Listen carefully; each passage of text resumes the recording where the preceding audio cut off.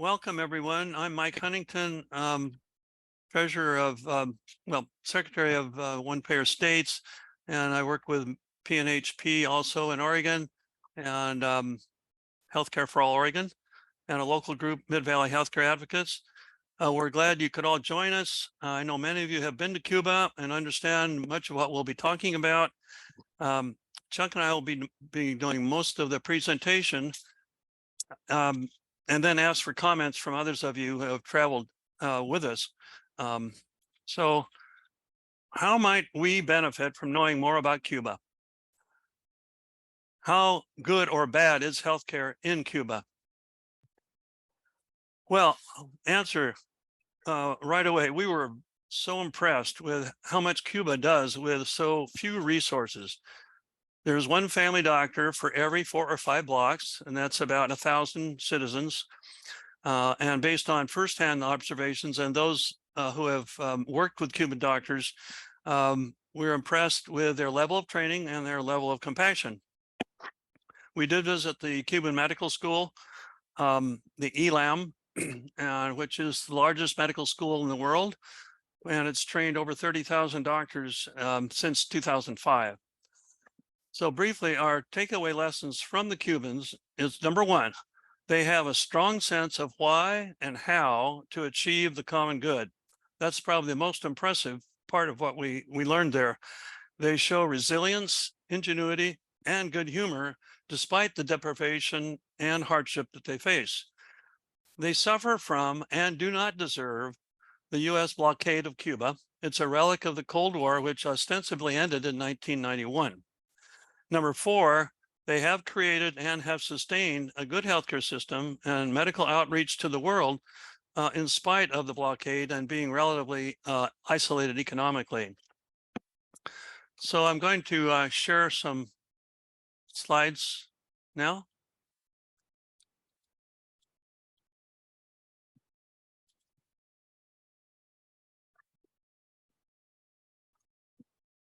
You might say that the education is free, and over 100 medical students from the U.S. have obtained the free medical education. Thank you, Dave. That's very important.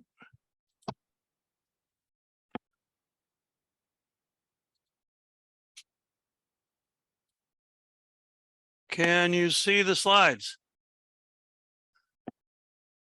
Is it filling the whole screen? Do you see the whole group? Yeah. Yes. Okay. So why did 18 of us decide to go to Cuba? And some of others who were on that trip are listening in right now. Visiting Cuba was not on my bucket list. And then last summer, one of our church members approached me who had been with Witness for Peace to Cuba and other Central American nations, and said, you've got to do this. You've got to listen in on this. And I didn't pay attention. And she prodded me another week or two later. And by the end of September, I finally did attend a webinar and I was hooked.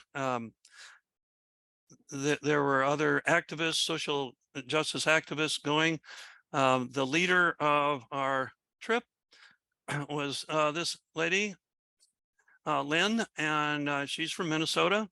She had been in Cuba before with Witness for Peace and was the primary organizer for us. 4 of us from Oregon and 12 from Minnesota, 1 from California, New York were among the delegation. After several Zoom meetings and multiple emails, we were ready. The tour cost $3,000 and airfare was about $600. On December 2nd, the 4 Oregonians flew to Houston, Texas, where we were joined by the rest of the delegation. And then we flew on to Havana on the northwest rim of Cuba. This is a map of the Havana province, and the air view here pretty soon is looking pretty much at that same little map, the brownish area, with the coast and the beyond that, and the tip of Florida 90 miles beyond that to the north. The airport was about the size of the Eugene Oregon Airport, population 176,000, Eugene, not a really big airport. We spent about an hour getting through customs. We were welcomed at the airport by these three very friendly, warm people. Sandor on the left, 40-year-old Cuban former attorney, became our disciplinarian and shepherd. And he would shout at us, "People, we are here." And he would give us our assignment for the day. El Doso, next to him, was our interpreter, a wonderful interpreter, very kind gentleman who had been a teacher of journalism at the university there in Havana. And Jay was the American from Ohio who worked with Witness for Peace and had just come to Cuba for a 2-year tour there, working with Witness for Peace. El Doso said, "Regardless of what other countries do to Cuba, they will not take away our compassion for each other and our commitment to take care of each other." Our home base was the Martin Luther King Jr. Memorial Center in West Havana. The center has an interesting history. When the Catholics were kind of demoted after the revolution because they did not like what Castro was going to do, the Southern Baptists thought they might have a toehold and didn't think the revolution would last very long. But Martin Luther King did have an interest in Cuba and what it was facing. And many years after his death, they dedicated this center, even called it the Ebenezer Bautista Ebenezer Church. This has been a center of a lot of social activism and education since then, since 1987. And it's devoted to educating people from all over the country and out, in our case, other countries, about Cuban culture and how to improve their lives. It's this is where we stayed. Our dorms are up on the right there. Every morning we met in the courtyard and got our assignments for the day.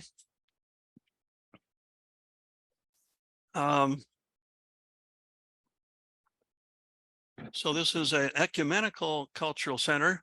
Others in the today might tell us more about how religion is still playing a major part in Cuba. We saw dozens of young people coming here to learn how to dance, sing, perform art. There were older groups that we met with who study here and learn how to improve their neighborhoods. We had most of our meals here, where we had a good chance to talk and compare notes. The food was primarily rice, papaya, beans, and I felt guilty when we got actual pork steaks because I knew probably nobody else in that neighborhood or that municipality was eating that kind of food. We'll talk about how the Cubans are suffering under the embargo, just getting food.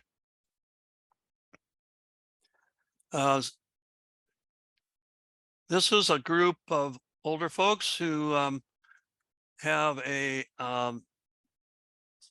sort of a small university of teaching themselves how to improve their lives in their neighborhood. So we learned how they conducted that kind of self-help. This is our family practice doctor, Barbara Romero. She exemplifies the goodness in that Cuban healthcare system.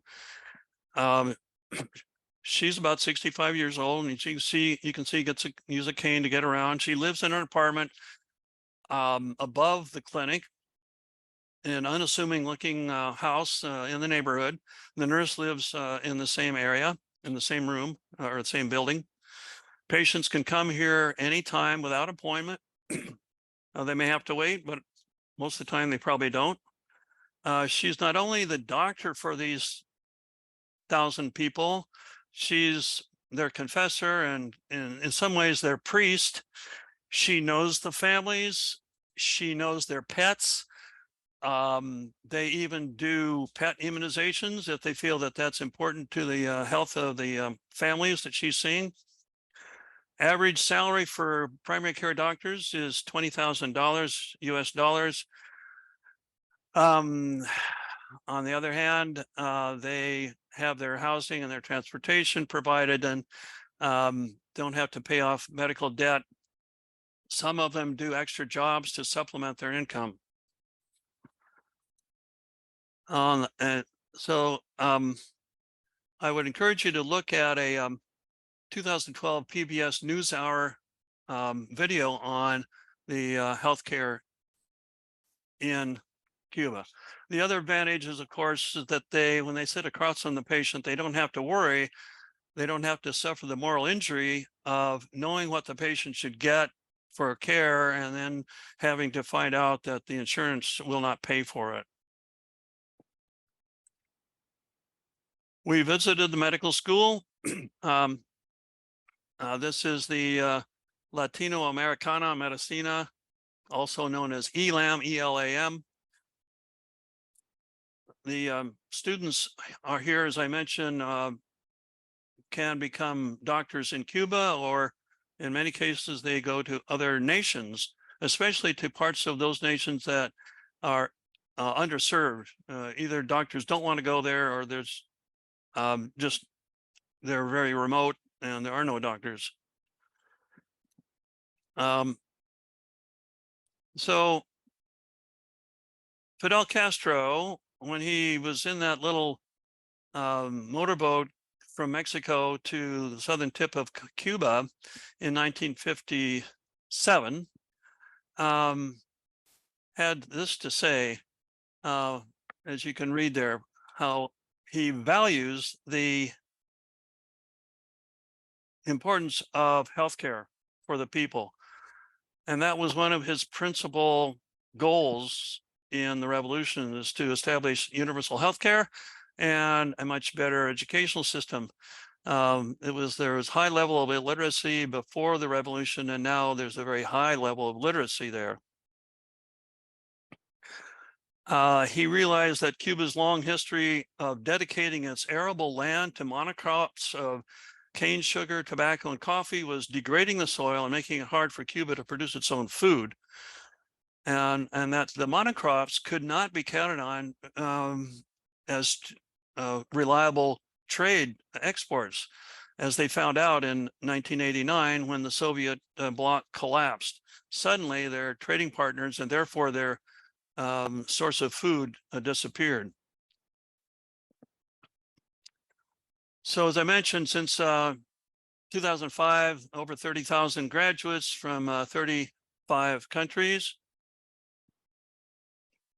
We met with leaders from the medical school for at least an hour, and how they described the development of this school. It was a military base at one time, and I think the story was that Fidel turned to Raul and said, turn that into a medical school. And Raul said, that may take 10 years. And Fidel said, let's do it in 1 year. And evidently they did. We talked with several medical students. These were 3 from Palestine. They were, the first thing they do when they come here from another country is they spend their first year learning Spanish. Nothing about healthcare. They just learn Spanish.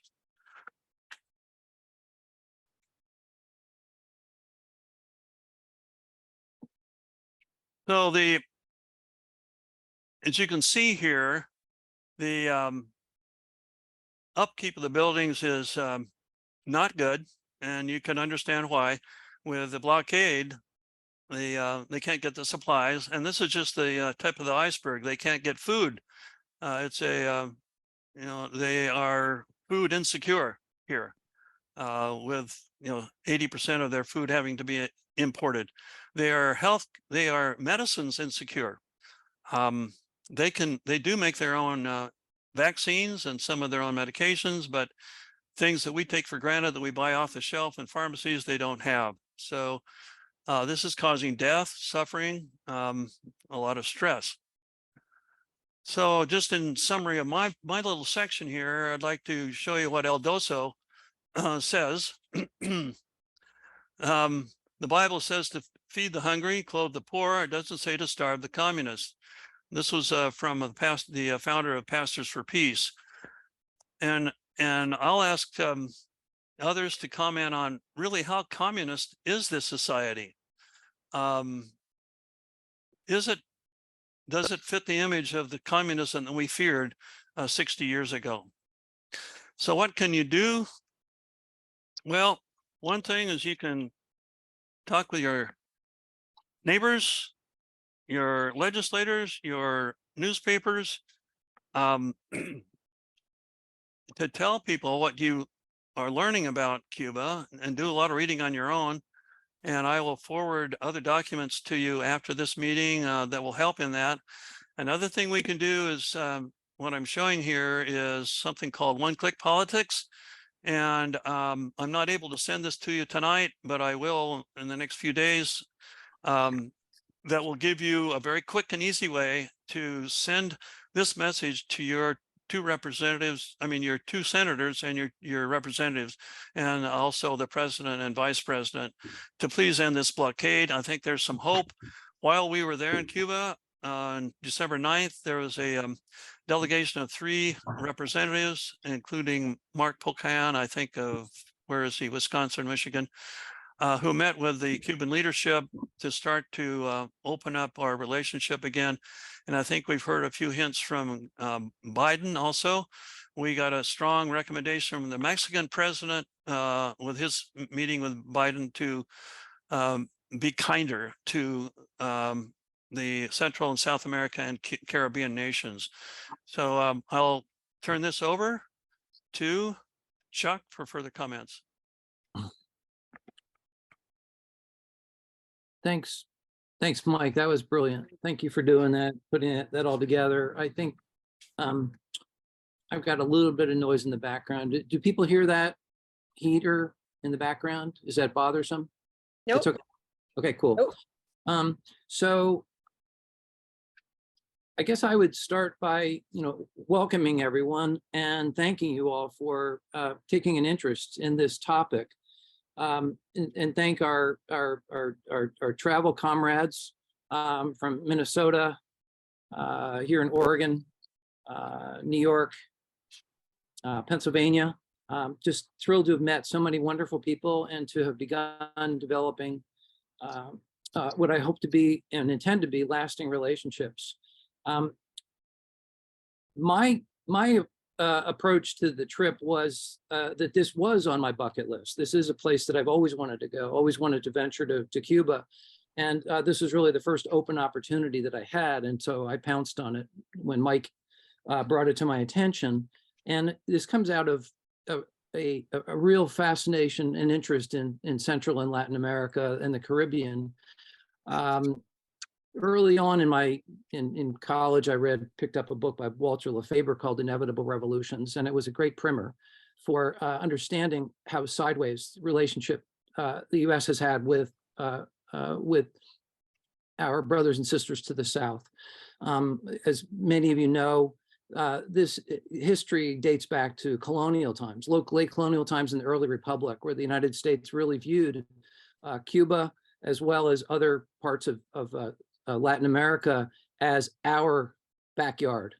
We've had this attitude, and it's manifested itself in ways that have been consequential and unfortunate, and have led to a lot of bloodshed and nearly a nuclear war that ended the planet in 1962, the Cuban Missile Crisis.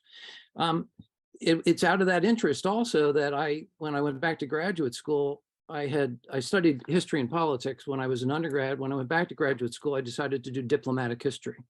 And so diplomatic history brought me into closer contact and discussion about, Latin and Central America and the Caribbean, though my major focus was on Europe, Cold War Europe.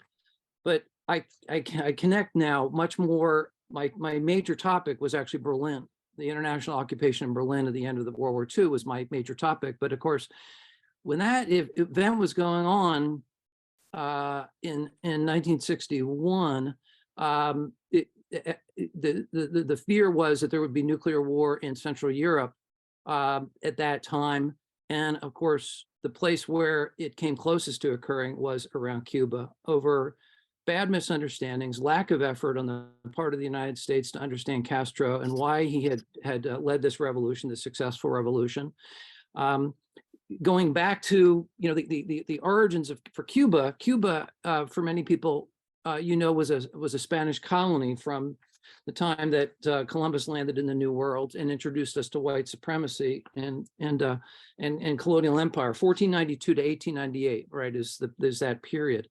And in 1898, when the United States, thinking in terms of how we want to control this area of the world, we had adopted this notion of controlling the entire hemisphere. It was articulated with the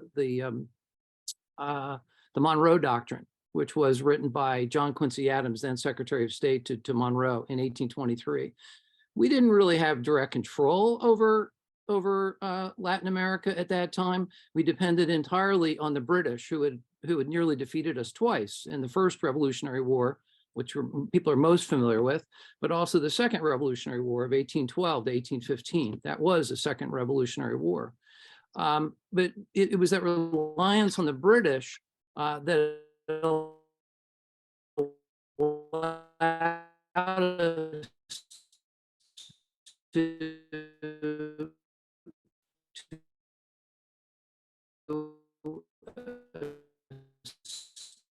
establish push into control in America. And for a brief period of time, breaking up. In Central America, I think it was over that in the 1840s, and then the Spanish, and then the war. Am I? How about now? It's a little better. Is it okay? It may be okay.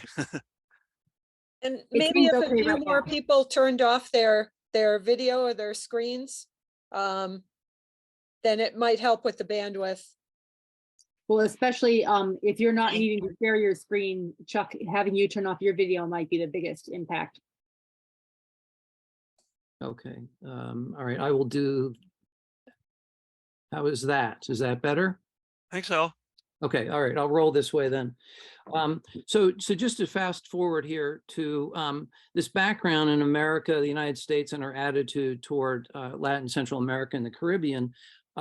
United States after the Civil War, well, we annexed the Southwest, of course, with the war with Mexico, and then after the Civil War, the United States went through a rapid second industrialization.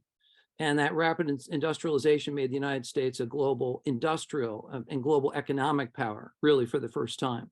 And so we, in a very narrowly divided society, the United States embarked on empire building. It really was a split between imperialists and anti-imperialists. But ultimately, the United States would go to war against Spain in 1898 over a false event, a false flag event. Yes, these things do happen. The sinking of the USS Maine, it was a false event in that it was a magazine explosion in the engine room that caused it to explode, but we blamed the Spanish. And that became the catalyst and excuse for going to war with Spain. And when we grabbed Spain, it meant that we grabbed the Spanish Empire. So we grabbed the Philippines, we grabbed Guam, we grabbed Puerto Rico, we grabbed Cuba, and several other South Pacific islands. And this then changed this relationship of the United States toward Cuba. Ultimately, the United States, through congressional action, would take permanent control over Guantanamo, and the United States would never really let go of that control, ultimately, all the way through the Bautista government being overthrown by Castro in 1959. So just a little bit of background. And then from 1959, when Castro came to power, he was not an avowed communist. He did not avow communism. He wanted to do land reform. He was essentially a socialist, but he was not involved directly with the Soviet Union. That would be basically the United States pushing him into the Soviet arms, through the CIA campaign to have him assassinated, Operation Mongoose. And so it was with that Castro would ultimately allow tactical nuclear weapons to be imported into Cuba, and that was, of course, the circumstances that led to the Cuban Missile Crisis. In '61, before that, Kennedy had become very agitated. He was very agitated with the Soviet Union, and Khrushchev at the time said, "We're going to bury you, and we're going to liberate these territories, throughout your empire." And Kennedy took that very much to heart, and so he did defer to the CIA to go forward with the Bay of Pigs invasion, though he had some ambivalence. But all these events then created a fracture. It created an unfortunate set of circumstances in the relationship with the Soviet Union. And so that when Mike talks about the Cold War ending in 1991, the Cold War has never ended against Cuba. The United States has never ended our Cold War against Cuba. We've been in a state of blockade against Cuba since 1960. And so this is one of the reasons that we came together as a group. And this was one of our focuses, was what can we do to educate and move people to end this blockade? So I did drop some resources in the chat, several things I dropped into the chat. And if you didn't get them because you came in late, I can do it again. But we have a petition. Code Pink has a petition. It's linked in the chat. Some other resources, Crucible of Empire it's a good PBS documentary that gives much deeper background on what it is that I was referencing with regard to the Spanish-American War. There's also a documentary on Operation Peter Pan, which was a campaign by the CIA to separate children from their families and to through duplicity to bring them to the United States. Some 14,000 children were taken from their families effectively in the 1960s. That's documented in this documentary called Peter Pan, or the Peter Pan Project. So I'm gonna just finish with my own sort of take from my experience down in Cuba and what it is that I walked away from it feeling and thinking.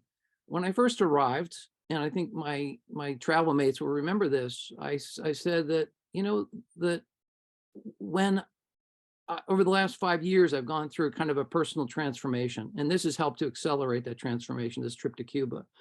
And that is that in the social justice organizing work that I do and do with others here at One Pair States, the Justice for All Network, is to be very intentional in being hospitable, in being hopeful, and in being compassionate and loving. And so I use the sign-off phrase for most of my correspondence anymore: radical hospitality, radical hope, and radical love. And so the last night that we were in Cuba, we all were at a big banquet table, and all of us were asked just for a few minutes of reflection on, what our experience had been. And Bill Bronston at the top said that there were so many times that he was nearly brought to tears, just seeing what he witnessed. And I felt the same way. And I'm still choked up when I think about just how remarkably hospitable, remarkably hopeful, and remarkably loving and compassionate, radically so, are the Cuban people in the face of an ongoing economic war from the United States. How do we do this to our neighbors? Why do we do this? I mean, I'm going to bring in my own very quick interpretation here, as a diplomatic historian and a social justice organizer. To me, it really does boil down to one critical word that needs to be elaborated on and needs to be discussed, and that is fascism, which is the merger of white supremacy or white nationalism, religious nationalism, and state corporatism. And this is what we're looking at in this country. These elements have always been in place for people of color, and people have been oppressed in this country. So BIPOC folks, Black, Indigenous, people of color, LGBTQ folks, immigrants, other oppressed peoples in this country have always seen the fascism without maybe defining it. But we need to see it in order to address it. and to be honest with how do we go forward. So I think Cuba is a great prism for us to have this larger conversation. This is not just about Cuba for me. This is about creating systems of justice that will help to raise the work that we do here at one payer states, as well as in all other, in connecting all of our social justice movements. So I see this as an incredible opportunity to have that discussion and to bring ourselves into connection and not stay isolated as many of us do in our individual issue silos, but to connect ourselves across values, our shared values. And I think once we're able to do that, that we will win the day for not just Cuba, but for all of Latin America and for all of the globe, to elevate and use what it is that we've learned in Cuba in particular, to really to change the trajectory of the human experience. So I'll stop there and open it up for questions. And again, just want to express my gratitude to Mike and all of our travelers, fellow travelers, as it were, on this trip. So thank you again so much. Thanks, Chuck. And before we open up to questions, I'd like some of those who were on the trip, notably Ken Kraus and Marisa Bell, to give any comments they have, and then others from Minnesota. So I don't know, Ken, are you online, and Marisa Bell?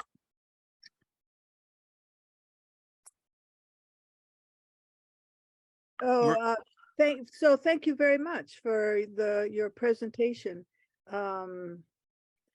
I don't know exactly what it is that you're seeking for me to say. It seems to me that you and Chuck have said it.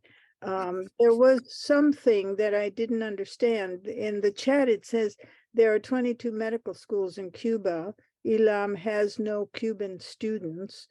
That wasn't the impression that I had. I certainly thought there were other campuses, but it was WB who wrote that. So Bill Bronston. yeah, I'd be curious if Mr. Bronston can give a comment about that. Bill, can you have a comment or answer?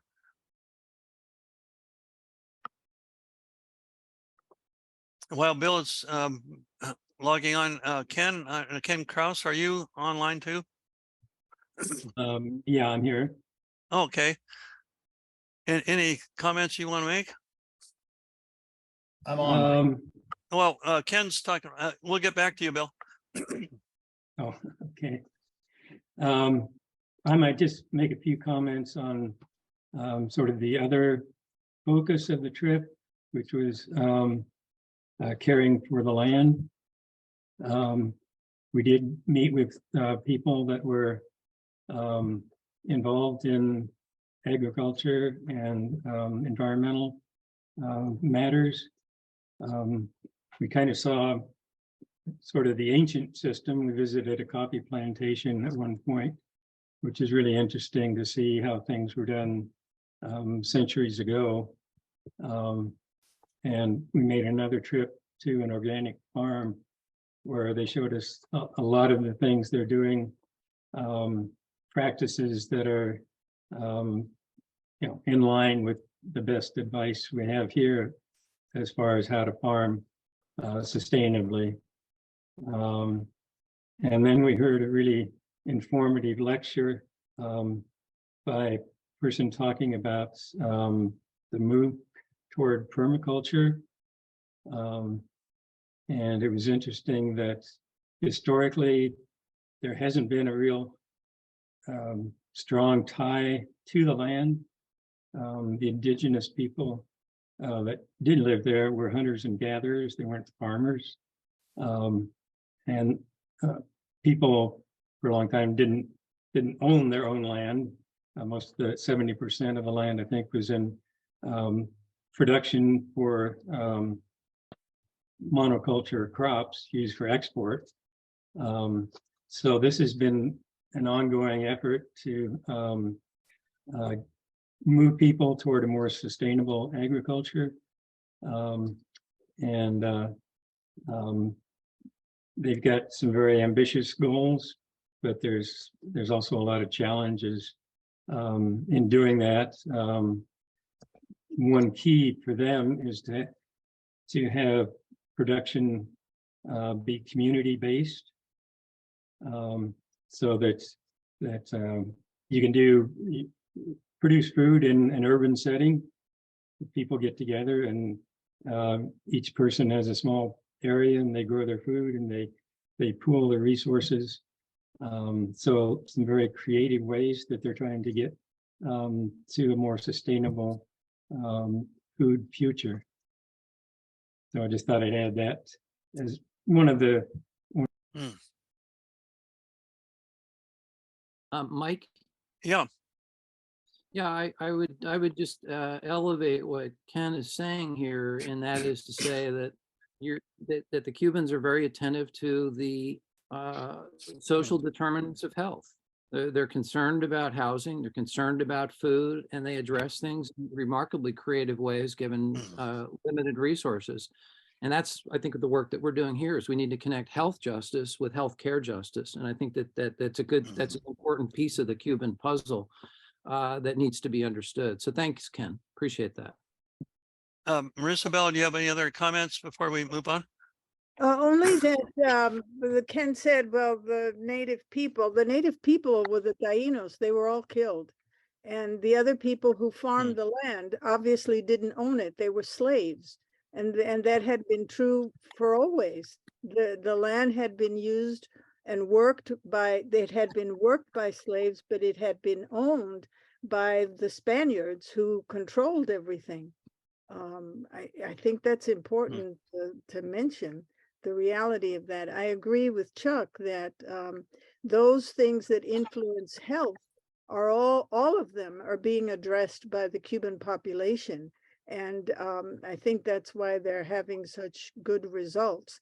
One thing I did not note, and that was that that they studied Spanish for a year. The people that we met there had been there for 3 months or less. And I was extremely impressed because they were all speaking Spanish and extremely well. So that they would, I didn't know, where did you get the information that they study Spanish for a year before they ever study any aspect of medicine? Yeah, I think from the instructors there at the medical school. Lucia has her hand up. Yes, I also recall being told that. I was part of this delegation also with Mike and Chuck. And in the medical school that we visited, where there were so many students from around many countries of the world, and they studied Spanish for a year, and then maybe sometimes combined with some like pre-meds instruction, but then the second year pre-med and science classes, and then the medical school, and they could also do specialties. I wanted to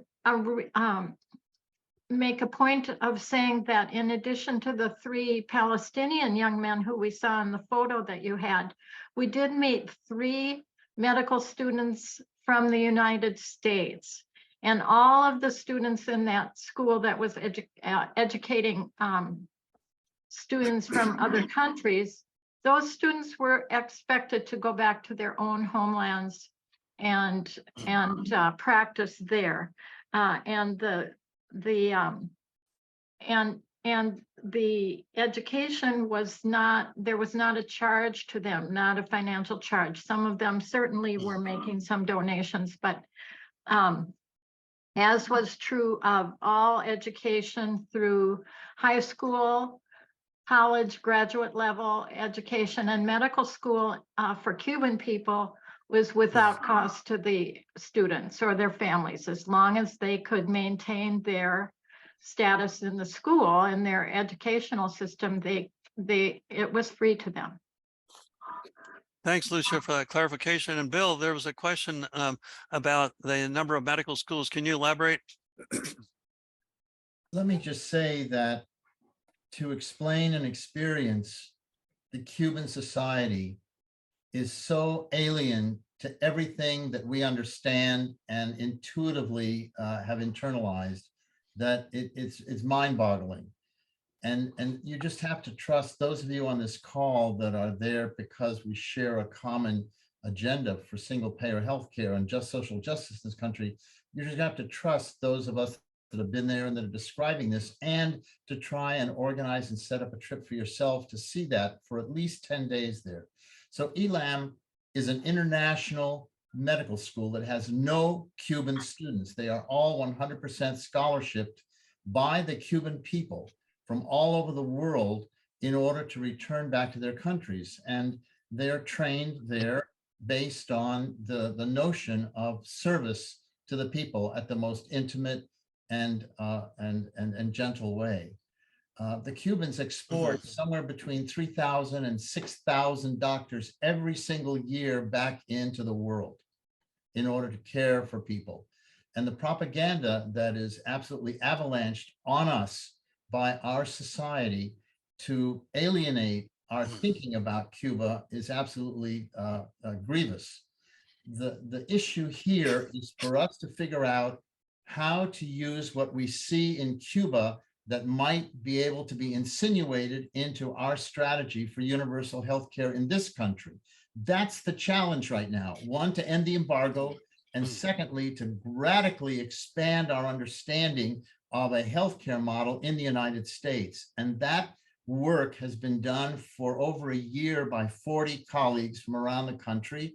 That's built into our policy draft model called ourhealth.pub, P-U-B, which originally was called the California Lifetime Healthcare Act, CalCHA.org. So when you go to ourhealth.pub and work through the website, you will find the majority of policy issues are derived from democratization of the healthcare delivery system and transformation of the relationship of service by the healthcare workforce to the population.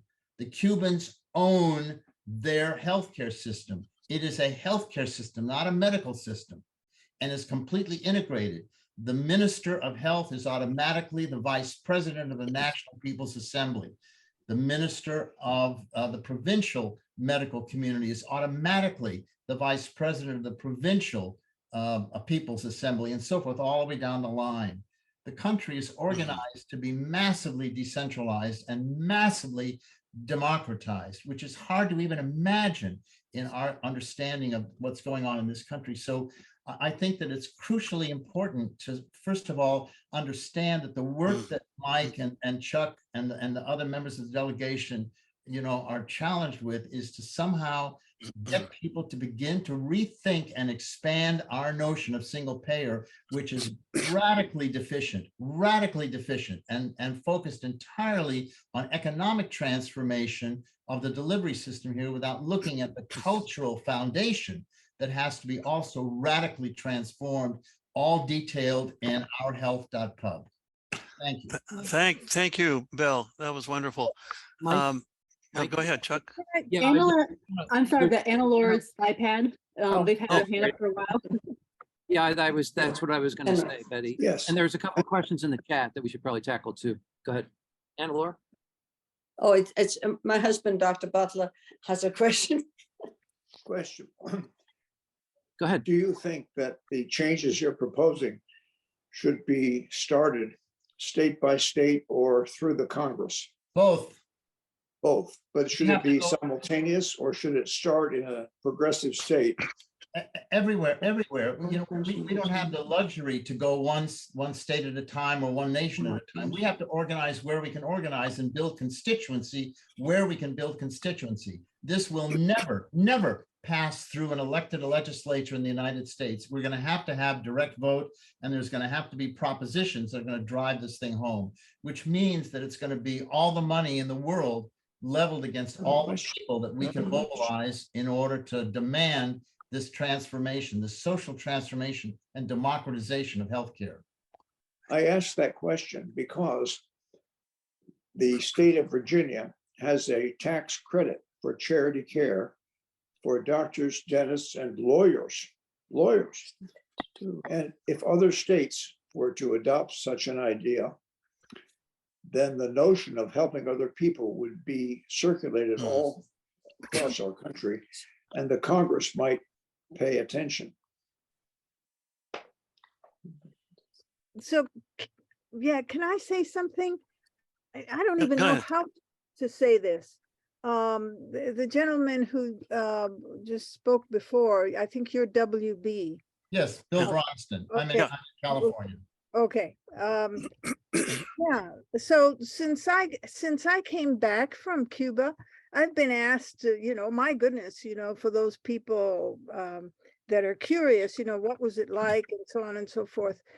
And I think you hit the nail on the head. It is very difficult to speak about Cuba because everything in the United States starts with the foundation that we have received that has formed the state of capitalism that we live in.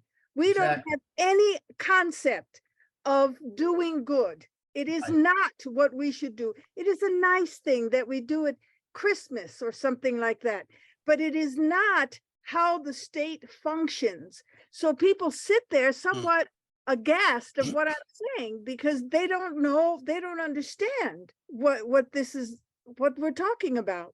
It is a completely different concept of how society can function. We have to. And let me say something else. See, I think that as a person of color in the United States, I've been told all my life here about how inferior I obviously am and how it takes time for change to come, and that we have to do things through the legislature and this and that and the other thing, and it goes on and on and on, and it'll take time. I only have one blessed life. I don't know about y'all folks, but I have one life, and my life has been wasted on the crap of racism in this country. Okay, so endlessly people talk about one of the causes that I worry about is American Indians, and you're not supposed to call them that. You're Native Americans or whatever the hell you're supposed to say. I don't know, but it was allowed because there was a lot of discussion, the same discussion that we're having right now, about how to change things and what to do, because there were good people thinking about Native Americans and how they were living, and there was a desire to change. But nothing happened. For more than 100 years, nothing really happened. So now we're discovering the marvelous schools they attended in which they were buried because they were maltreated and they were killed. And then it's a horror. It's a horror what we're finding out. Okay, so guess what? What makes things so different in Cuba was that one day somebody said, that's the end of this game, sweetheart. We're doing it a different way. The United States has a power system that didn't like that, alienated Fidel Castro. I don't know if he talked to Khrushchev or what the hell. That wasn't the issue. It was that this island was going to live its own life with its own parameters, and the United States cannot allow that. I want you to know that I come from the Caribbean as well, but not from Cuba. In my country, when it was listed as a threat to democracy and well-being of the United States, my country had no toilet paper. A country that doesn't have toilet paper could hardly be a threat to the United States, you see? And so you can talk endlessly about the problems and how to influence legislatures and this and that, but you have to make it a point that every single day, every single person at the grocery store, in your church, the one who sits next to you on the subway, here's the story of what it's like to think a different way. Healthcare is the ice pick to crack the block of capitalism. Just think about that. I think you're right. It is the single most poignant policy issue in our society, more than climate, more than war, more than everything, because it's the only thing that we have all the money for, and it's the only thing that affects 100% of the population. 100% of the population. And we can move them. We can move the people. Hold your hand up. So I think we're going to have to get back to the principle of crucial conversations, which is allow everyone to speak one time through before we go back a second time. If you would, please, just respect, the space here. And I might even propose that we do a second Zoom if you'd like. And I'm happy to get involved in a conversation about strategy, right, on how we actually can achieve justice for all. Happy to do that. But I think we should stay centered primarily on Cuba, what it is we learned. And I would also love to hear from our other folks who are with us. I see Karen, I see Martha. Is that okay, Mike? Can we? Yeah, well, I see Annalord's hand up, and I don't think Okay. Dr. Butler's question was answered quite yet. Well, no, but I have a different, I don't know if Mike remembers, but I came to this country in 61, which was just before the Cuban, at the time of the Cuban Missile Crisis. I came from Austria, and I started medical school in Austria. It cost me $20 a year to go to medical school. There were 250 students in the class. It was no problem getting in. The problem was staying in. I was amazed. Oregon happened to be a relatively cheap state, but I was amazed the way people have to pay. So my question, I have several questions, but one question I is, where are the Cubans getting the money from to run their medical schools? Because in Austria it was state funded, and obviously it's in Cuba state funded. But we are, and the other big thing I have is I think that all sanctions are criminal. And I think America is a terrible country because it uses sanctions to impoverish people. But where do they get their money from? I've been amazed how many people they've trained. I know that they make their own medications, their own immunizations, and they obviously are using their resources a great deal more intelligently than we are. Well, we did ask that question, all of us, I think, at one time or another, several times. We kept asking, where does the money come from? How does the system operate? How does it run? And maybe Aaron, Martha, other folks who are in the room, I can't see everyone because a lot of folks had to knock down your video, but maybe we should turn to our participants, the folks who went with us. I thought I heard that they tax businesses. That's what I kept hearing, that they tax businesses. And there is a sector of the economy, a private sector economy that's composed of some restaurants, Airbnbs, but mostly small businesses. I didn't see any, box stores or corporations or anything like that. So that's not the level of private industry or economy we're talking about. But we all puzzled, I think, all of us, about how the economic system actually does work. So Michael's had his hand up, but I think Lucia may have an answer for us. Lucia, can you speak and then we'll get to Michael? Sorry, the thing that the United States has hated so much about the Cuban Revolution is that Cuba nationalized many of its industries and products. For example, the sugar industry, the tobacco industry, the alcohol, rum industry, and to show how, so those industrial capacity that is used to raise money is used to support the economy, the education system, and the medical system, I am assuming. And to show how much the US hates that, one of my sons asked me to, bring me back some Cuban cigars. Well, none of the places where we shopped in the little private, shops along the road sold Cuban cigars, because I believe that my assumption is that the Cuban government controls the sale of tobacco and cigars, and those are sold through Cuban outlets, which US people, land of the free, home of the brave, we aren't allowed to shop. We aren't allowed by the US government to shop in those stores. We would be fined. And I was told by the Witness for Peace leader in Havana that do not take any cigars home to your son, because if you are caught going through customs in the US with Cuban cigars, you will be fined $10,000 by the US government. That's how serious the US government is about not letting us support the industries that are nationalized in Cuba. Also, before we go to Michael, the countries where Cuban doctors go do pay Cuba often for those services. So in a way, Fidel decided that the country could export services like healthcare when it didn't have the land to produce other things to export. Before Lynn and then Michael, you've had your hand up a long time.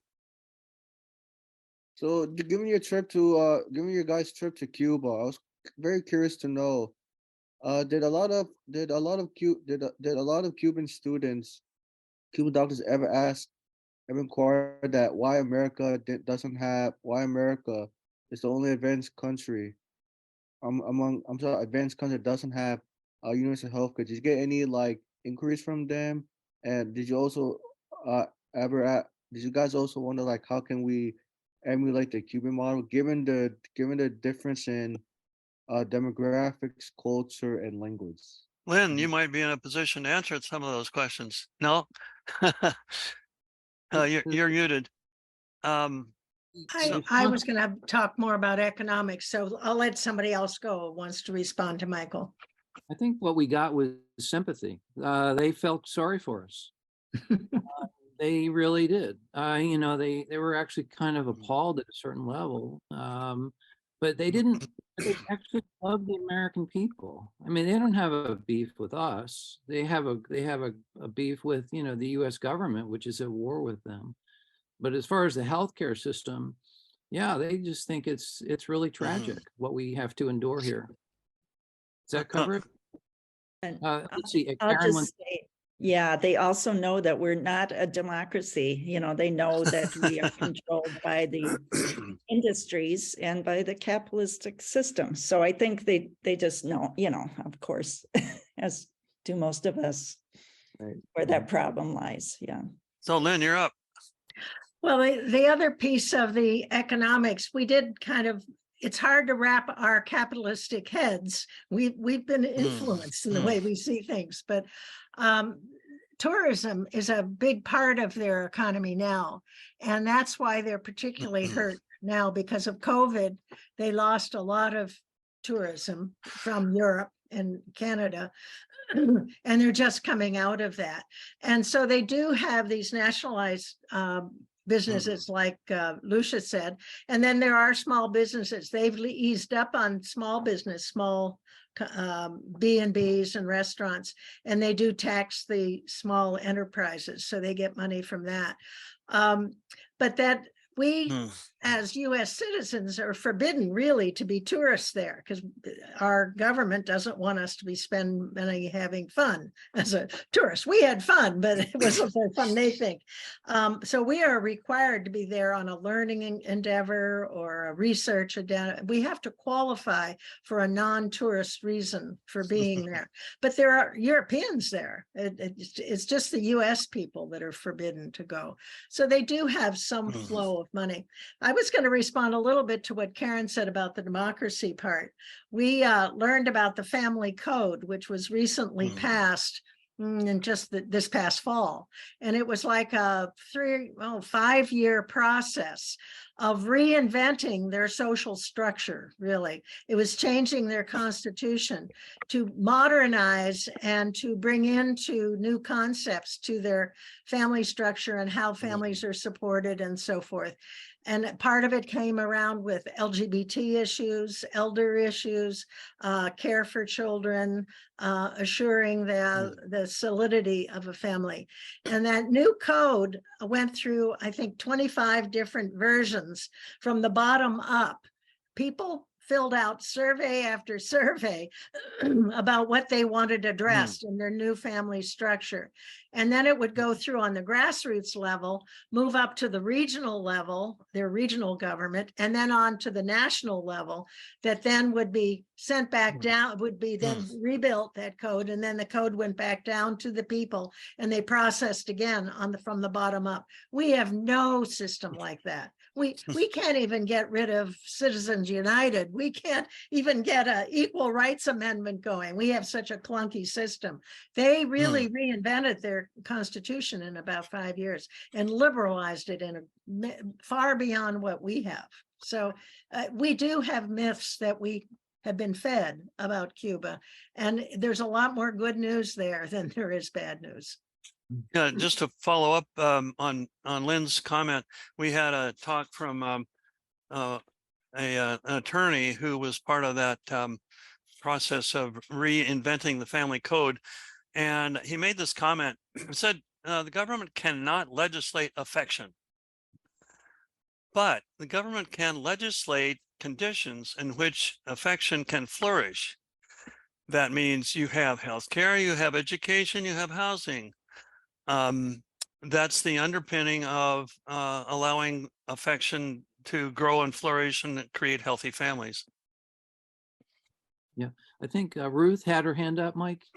Okay, Ruth. You want to unmute, Ruth? Ruth, you need to unmute. There she is. There I am. I've worked most of my life on legislation and been very fortunate seeing it pass. Just about everything I've ever worked on. But I've also known the cost of healthcare, and doctors have explained to me they paid up to $500,000 to get through medical school and their education. That's far too high. It shouldn't be anything like it should be like in Cuba. The one thing that we have really going for us now is that we have a growing Spanish background population. And they have different backgrounds than many of us. There's a change in our country. And we could recognize it and see that the organizations that come from a different background that expect it would make it a lot easier to get healthcare, but we haven't done it so far. We have to really acquaint ourselves with the different organizations and get to them.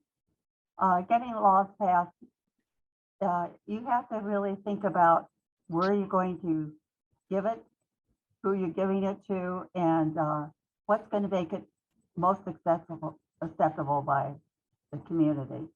And I think with the Spanish background and Mexican background, we're going to have a lot more success with this. Thanks, Ruth. That's all I have. Did we catch all the, Betty, I don't know, are you tracking the chat for questions? It's hard to follow. I see more comments than questions. There was a question about John Poling Hawkins said we were so surprised to learn that Cuba has a vaccine for lung cancer. Why did we not know this? I didn't know this. I'm wondering, was John Poling Hawkins in Cuba? Was he on this trip and he heard that there? He's been there before. John, can you unmute?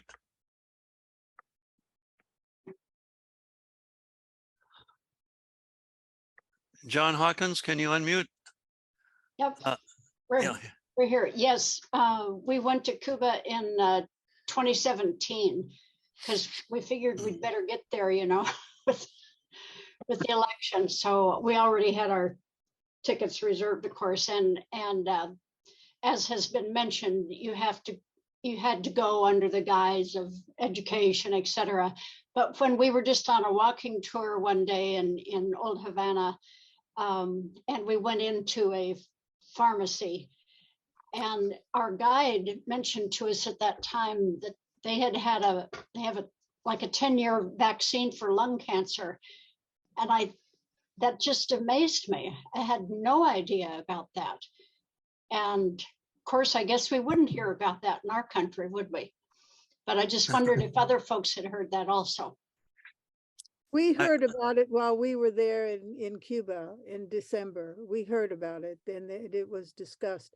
Something that nobody has mentioned, and I'm sorry, Chuck, that I'm speaking again, that the vaccine, the COVID vaccine that the Cubans came up with has been very, very effective. But when Cuba offered it to the United States and to work on it together, the Americans said absolutely not. They weren't interested. But when we arrived, we found out that 95% of the Cuban population were immunized, had been vaccinated for COVID, and that the loss of life was actually very, very small. The number 1,200 comes to me, but maybe you guys noted and wrote it down or something. So that's incredible to hear that. If you have resources or links, thanks for that, Marissa Bell. Feel free to share them in the chat. If you find some article or documentation for what it is that we're discussing here, so that we can be as concrete as possible. Mike, is it all right if we bring up some of our other travel folks just to have them say hello? Sure. And Oh, sure. Yeah, please do. Major takeaways. Karen, maybe, then Martha. I'm not sure who else I'm seeing or not seeing. Maybe you can come up on the screen, folks. We heard from Ken. We heard Marissa Bell, but let's hear from Karen and Martha, maybe. Yeah, thank you. This is a great presentation, guys. And it was life-changing. I don't know. It's just an incredible experience to go and see the Cuban people, meet them and see what they're doing. And back to the medical, they also developed something to prevent amputations with people who have diabetes and wound care. It was amazing, their statistics. And they've tried to share this with the United States. And of course, we don't want anything to do with it. So, it makes sense. I mean, the prosthetics is a big industry, right? I'd rather go that way than prevent the amputations anyway. So they're just like someone, I think Bill said, you can't even wrap your mind around it. You have to say, suspend your understanding of our system until you can take in some of this, because it's totally on its head. It's care for the people rather than for the corporations. Thanks, Karen. Martha? Hi there. I would just add that I took home the same things that everyone has already mentioned. It was the medical breakthroughs that just blew my mind. And we met with one of the microbiologists that helped to develop their COVID vaccine. And he kept saying that they offered doctors to the US after Katrina and 9/11. And Bush said both times, nope, we don't need you. We've got it covered. We're good to go. So we've turned away their offers for help all the way along. And so to find out about the vaccine for lung cancer, I remember hearing one for leukemia as well. But also what really blew my mind is what Karen just mentioned about the treatment for diabetic ulcers. That I remember the statistic that they got the level of amputations down to 1% of their patient population, where ours skyrocketed during the pandemic when people couldn't get proper care and nutrition to like 70% amputations. And I came home from this delegation and I'm on our church prayer chain. And one of the first prayer requests the week that I got back was for a man who had just lost his leg. Was just amputated. I don't know if it was diabetes or what exactly, but I thought, oh my gosh. And so the microbiologist, well, he's telling us all this and sharing this with us, just kept saying, and it makes the vessel in my neck, want to explode. And I thought, buddy, this makes my head want to explode, or all the vessels in my brain just want to blow up. That I can't believe. Just the hubris and ignorance, just the pursuit of wealth in this country that's keeping all of these treatments, all of this technology, the sharing of information, all of this caring for the people, truly, truly with our people. And our own government is keeping that from our people. That just really amazed me. But as others have said, it was a life-changing trip for sure. I've been on other Witness for Peace delegations, and yeah, highly recommend that people go and see for themselves, meet the people, talk to people, see it for yourself. And I'm looking forward to the day when we can have just free exchanges of information and the blockade is over and we don't have to fight our own system to get there. But thanks all. Fabulous presentation. Thank you, Martha. Yeah.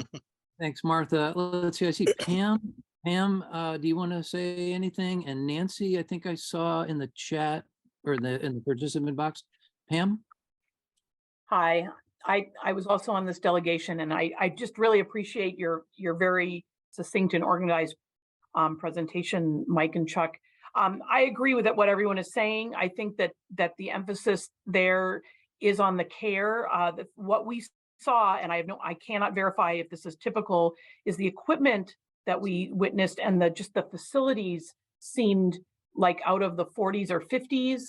There were machines that I have certainly never used in my lifetime, and so I'm still puzzling a little bit over that is in terms of how that really works for care, because our system is telling us that we need, these very, modern machines, and the machines did not seem to be the focus. So, but what we did see is just a lot of very caring people, and my impression is they really focus on individual interviews, the longevity of having a relationship over, a long period of time, which used to be the style, but now, as we all know, it's a team and you may or may not see the same person twice. So I think that there's a sense of just investment in a specific community versus a large system. I think everybody is very, familiar with the people that are living right near them, and they know what conditions people are living in.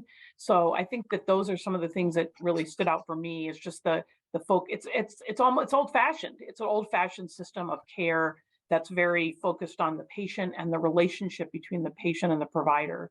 So I mean, I have to say, I felt jealous. I felt very jealous and very impressed, and just, interested to learn more about how they managed to pull that off. Thank you.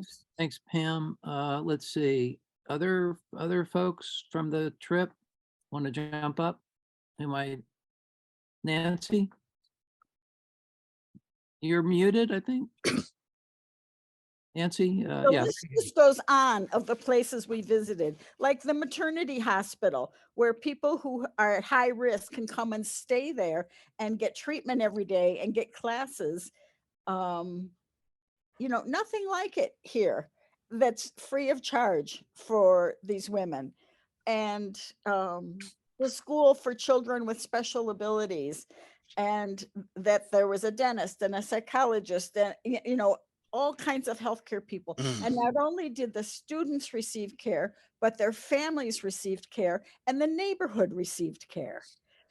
It was just like phenomenal. Yeah, well, it is threatening, isn't it? Because it represents a model of success in the face of an economic war that's caring for their people. That's it. I mean, it really is a threat. Other folks from the trip, I know, Lynn, your hand is up. Bill, I'll get to you after we go sweep through the other participants, please. Lynn, do you want to add anything? Unmute. Yes, we're talking about what are the pieces that make it so effective, because they have great outcomes. They talked about this in terms of healthcare as well as climate crisis.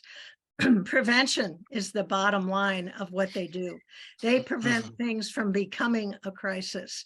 And so that all those cares that the other members were talking about, they do a very holistic approach and keep people from getting severely sick. And in every way, they get psychological help, social help, physical help. And there's so much compassion. When Nancy mentioned the special abilities school for the kids, the compassion and the loving care that those kids received was just fabulous. You just couldn't believe how well those kids were nurtured and how empowered they were, and their self-esteem was over the top. It was really impressive. So they really take this strong holistic approach and prevent problems like the maternity hospital to end run problem pregnancies and be there for them in advance, moving families away from the shoreline so that they don't get flooded with the hurricanes that are increasing. The prevention and preparation is a big part of their care system. Excellent. Let's see, anyone else? We'll get to you in a moment, Bill and Martha, but just want to make sure that we touch everyone in the room here. And I would just add, we went to an art school where we said, where we were entertained with this amazing concert.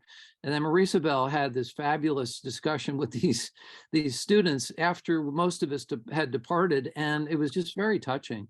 And these art students, these music students are working with second, third hand instruments. They don't have anything, like of high quality, if you will. And they make the best of it, and they perform with joy and love. It's amazing. Let's see, Bill, quick comment.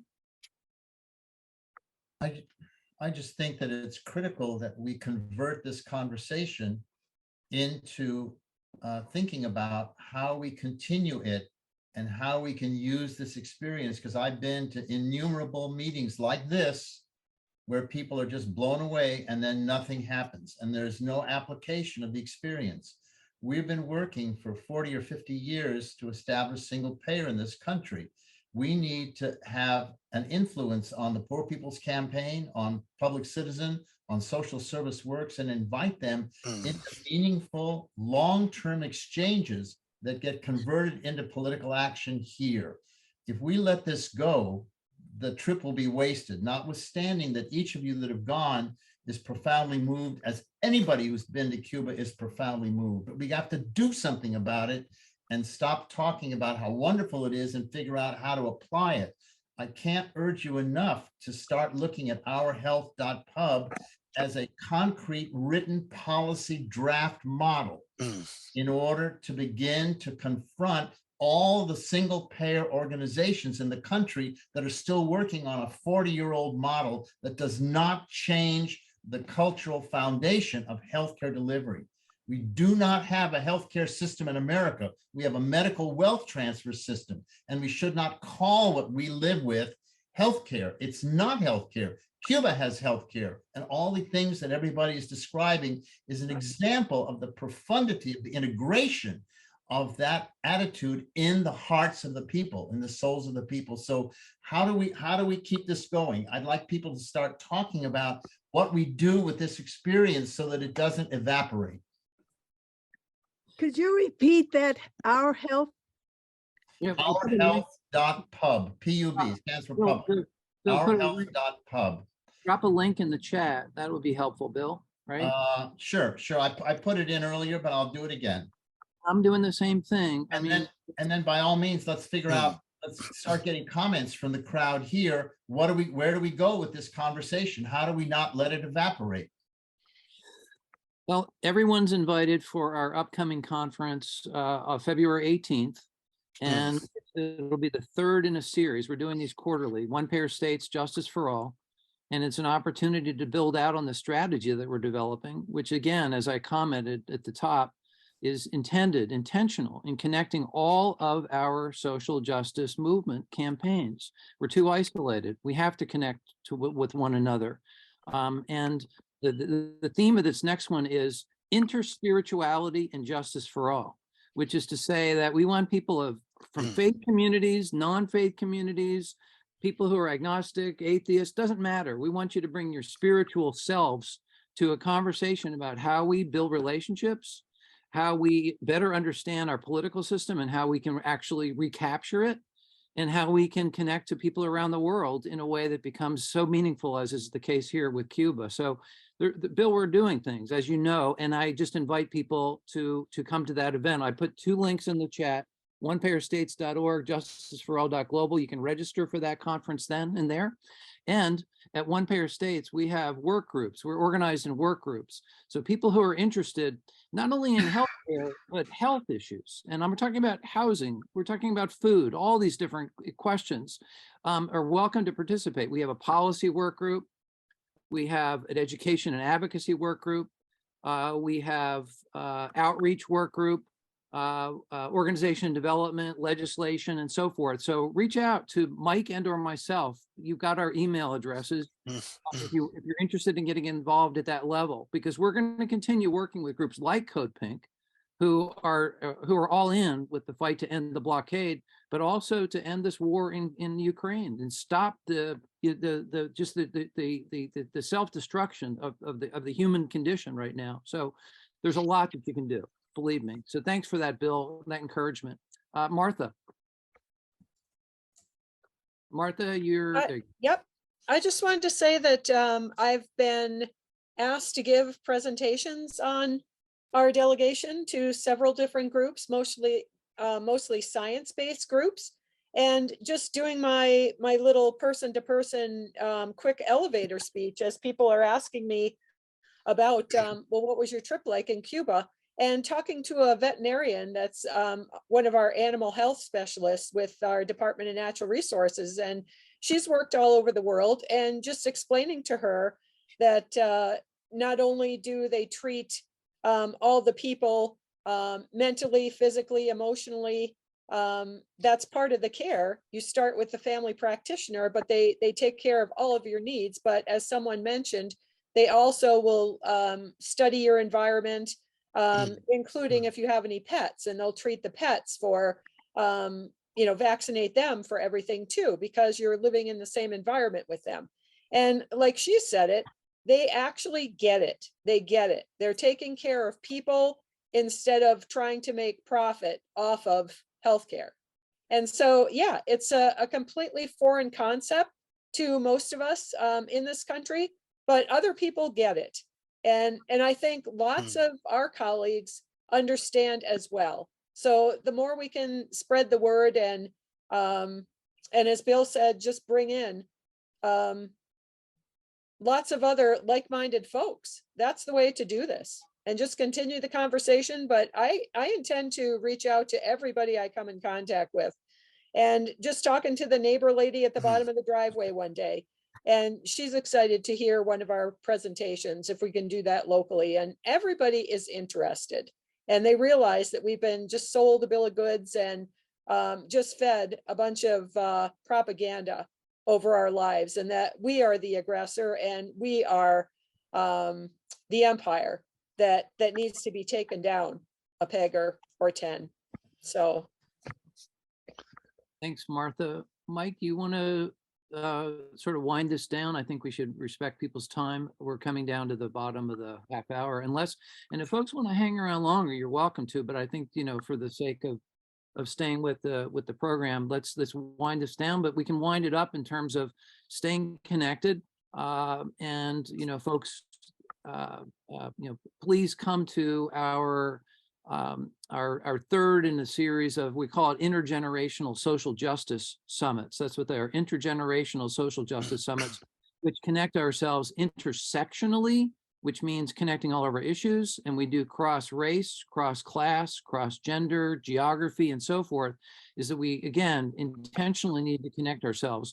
We can't stay in the silo of healthcare alone, or immigration justice alone, or climate justice alone. We have to see the connectedness of all of these campaigns and these efforts. And I think that's fundamentally, strategically, that's how we win. And we do this work and continue to do it. I've been in the trenches for about 50 years, and the last 5 years have been transformational, as I mentioned at the top. And that's the work that we're doing, and would love everybody to stay with us in whatever capacity. Mike? This is Carla. Could I? Carla. I have my hand up. Yeah. I don't know. Oh, I sorry. was not on the trip, but I have been traveling around the world, and I'm pretty old, so it's been a lot of places.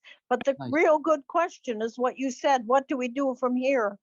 And because I'm so very politically active, and not necessarily just with our two-party system, we're going to stop voting back people over and over and over again into offices who say they support healthcare, but they don't do a thing about it. And I don't care which party they're in, it's not working. And we're going to have to take some strong action with our government. That's the way I see it. That's absolutely. Talking doesn't help. Bravo. We're building a mass movement. That's what we're doing. Carla, thank you for that. Appreciate it. Lisa's hand is up. And time for revolution. Nancy Mildred's first. Oops. Oh, I have a son who has mental health issues, and it's been a big nightmare in this country to get the care for him, because the way the crisis intervention in hospitals, it wants you to either be doing harm to yourself or to someone else to get care for just 5-day holds and stuff, and so, and then the county programs are underfunded, and so it's very difficult here. So if anyone wants to make a comment about how they saw mental health care addressed in Cuba, I'd appreciate to get an insight into that. One thing to say, and we'll ask other folks to jump in. We went to a school where, as they defined it, I think Lynn mentioned it, someone else did, a school of special abilities, and these were students who, when we arrived, they sang to us. They serenaded us with one Guantanamera, which is the national folk song. I didn't know that that popular song, but they're integrated in the classrooms, and the classroom sizes are, I think, 5 to 7.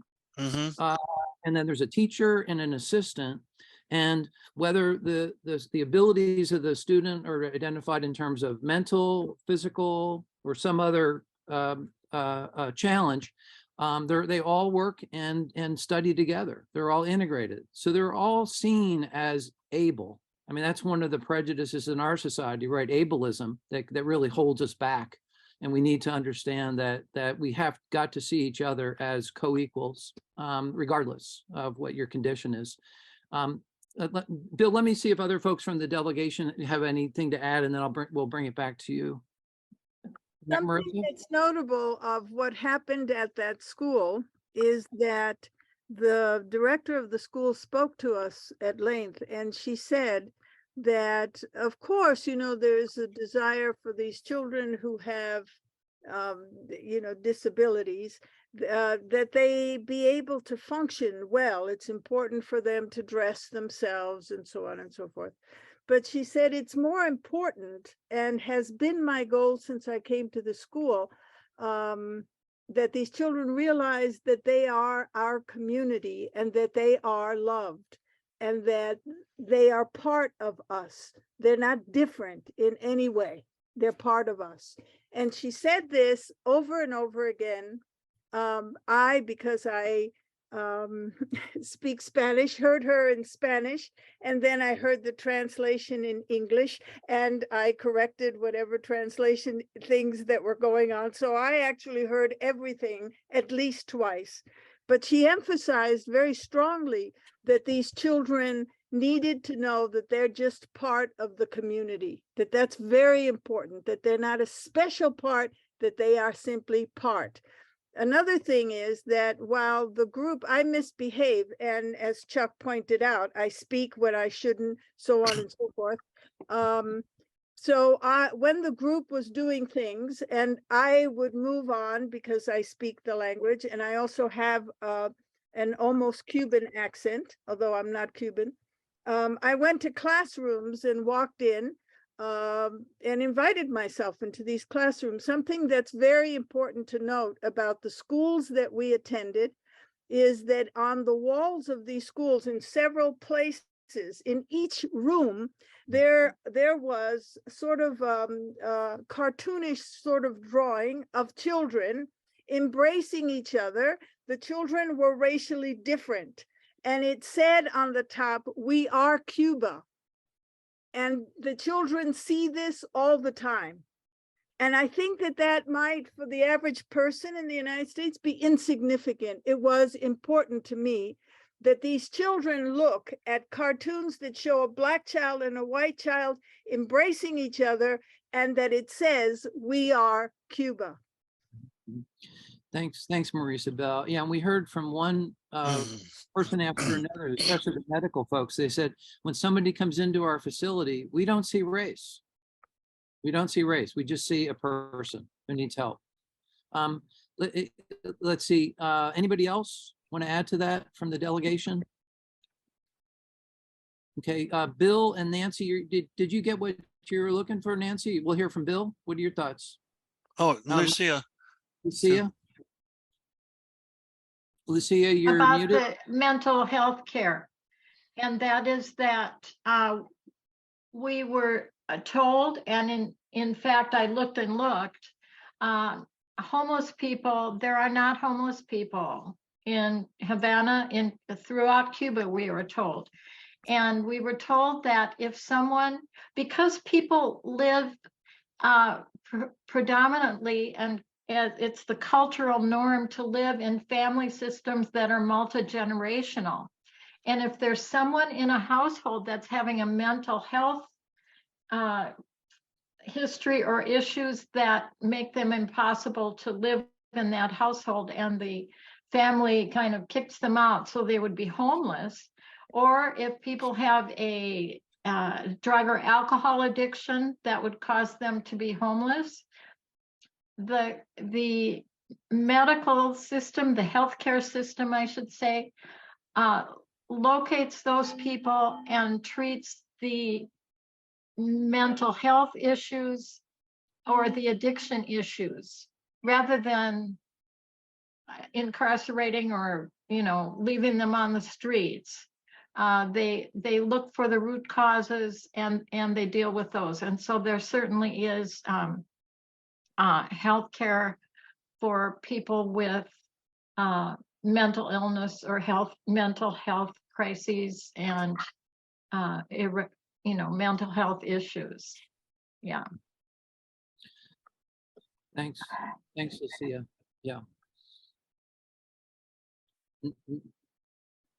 Bill, did you want to add something? Nancy, I want to just say two things. Number one, the context of life there does not make people crazy. So that the people that have emotional problems, that have, actual psychological issues, I'm a psychiatrist, by the way, that have emotional problems there are treated in a completely different way than they are treated here. First of all, our society makes people crazy in large numbers. The stress and the irrationality of everyday life and the inhumanity and the alienation make people crazy. Craziness gets produced here. So their mental health system has evolved. At the beginning, Fidel was very, not hostile, but not really sensitive to the needs for people with emotional difficulties not to be institutionalized. But over time, the whole mental health system has continued to evolve over the last 60 years. So a lot has to be done. But again, the issue is, how are we going to address that problem here in America?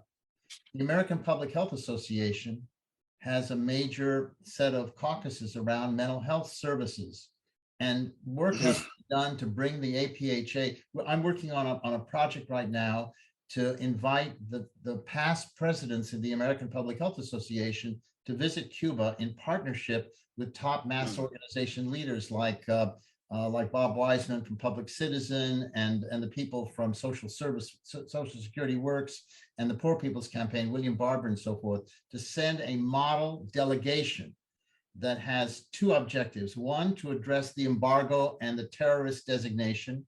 And the second, in order to look at the application of what needs to be built into our single payer campaign in this country. And so the emotional issues, the mental health system has to be totally integrated into healthcare delivery in America. And what's happening here is wrenching and heartbreaking and just a gut punch. And so whatever happens with your kid in terms of services, support, whatever, in Cuba would be radically different. And that's the problem that, Lucia was talking about, is that it's very, and Maricel, it's very hard to explain to people what a revolutionary, loving society, how it works, what happens in that society. Medical services are entirely decentralized. No doctor has more than 800 to 1,000 people to take care of, and they take care of those people consistently. All the medical services are delivered by address, not by name. People work house to house. The doctors are in their offices for half a day, and the other half of the day, they walk the streets. They go door to door. They know every single body. And so the sense of security, lack of vulnerability that comes from just the society is absolutely unimaginable to us. what they do have, however, is the enormous pressure of the embargo, of deprivation of stuff, of the isolation and alienation that comes from our propaganda, you know, and the hostility, the red baiting, which is fundamental. I mean, the way in which our system works is if there's a real threat, then you're automatically a communist or a subversive and a terrorist. And that's the way that they have vilified Cuba. So your question is really relevant. The mental health problems will be the most challenging to deal with in any healthcare delivery system anywhere, because people are intimidated and challenged by people that are disorganized or think differently or are unpredictable in terms of their behavior. Thanks, Nancy. Thanks, Bill. Thank you. Appreciate it. Other kind of wrap up comments, questions, resources? Just remember to keep talking with people, learning what you can. We'll send what we know. And there's lots of people who haven't spoken, like Mike Beilstein, who's been there with Pastors for Peace. He can contribute ideas, and we'll pass them on to everybody who attended this meeting. I hope to send you this one-click politics link as soon as I know that it's working well, which will allow you to very easily and quickly contact your representative and senators and the president and vice president, urging them to end the blockade and end the terrorist category for Cuba. And we may have another session like this if there's enough interest that we can just start from where we left off here. So that's my comment for now. I appreciate it, Mike, all that you've done, all that you did on the delegation, and in support of me transitioning here to Oregon. Just a special shout out. And my final departing words again are radical hospitality, hope, and love to all.